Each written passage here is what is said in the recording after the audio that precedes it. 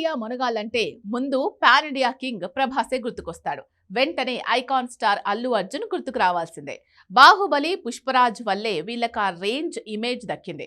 RRR తో man of masses NTR కి mega power star Ram Charan ఫేటే మారిపోయింది. కాకపోతే దేవర హిట్ తో ఎన్టీఆర్ పాన్ ఇండియా లెవెల్లో గట్టెక్కిన చరణ్ మాత్రం ఇంకా తనని ప్రూవ్ చేసుకునే పనిలోనే బిజీ అయ్యాడు. ఎలా చూసినా ఇప్పుడు పాన్ ఇండియా లెవెల్లో తమని తాము ప్రూవ్ చేసుకుందంటే rebel star Prabhas, man of masses NTR, icon star Allu Arjun.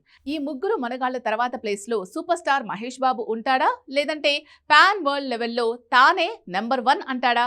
ఒకవేళ వారణాసి హిట్ అయితే ఏంటి పరిస్థితి?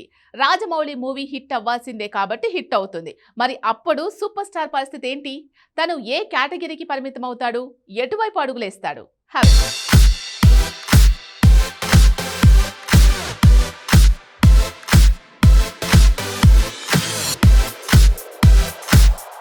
Man of masses NTR RRR తో గ్లోబల్గా వచ్చిన గుర్తింపుని దేవర హిట్తో సుస్థిరం చేసుకున్నాడు. నార్త్లో తన మార్కెట్ పెరిగిందని తెలిసాక ప్రతి అడుగు ఆచితూచి వేస్తున్నాడు.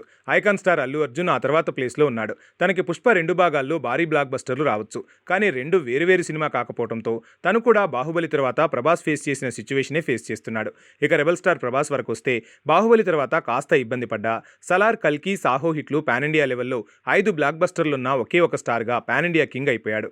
ఎలా చూసినా ప్రభాస్, ఎన్టీఆర్, అల్లు అర్జున్ ఓ రకంగా కనీసం 2 పాన్ ఇండియా హిట్లు సొంతం చేసుకున్న ముగ్గురు మనగాళ్లు ఆ తర్వాత ప్లేస్ ఎవరిది? ఇక్కడే సూపర్ స్టార్ పేరు డైలమాలో పడుతుంది.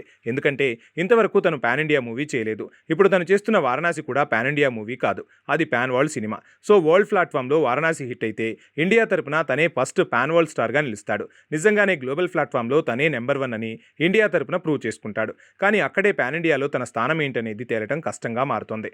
రాజమౌళి మూవీ కాబట్టి వారణాసి డెఫినెట్గా వరల్డ్ వైడ్గా వండర్ చేస్తుంది. మహేష్ పేరు గ్లోబల్గా మారుమోగుతుంది, అందులో డౌటే లేదు. కానీ ఆ తర్వాత ఏంటి? సందీప్ రెడ్డి వంగ, సుకుమార్తో తను చేయబోయేవి పాన్ ఇండియా సినిమాలా, గ్లోబల్ మూవీలా? వాటిలో ఏవి పట్టాలు ఎక్కుతాయి, ఏవి పాన్ ఇండియా లేదంటే గ్లోబల్ మార్కెట్లో ఏ మార్కెట్ని రీచ్ అవుతాయనే దాన్ని బట్టి తన ఫ్యూచర్ మార్కెట్ ఏంటో తేలుతుంది.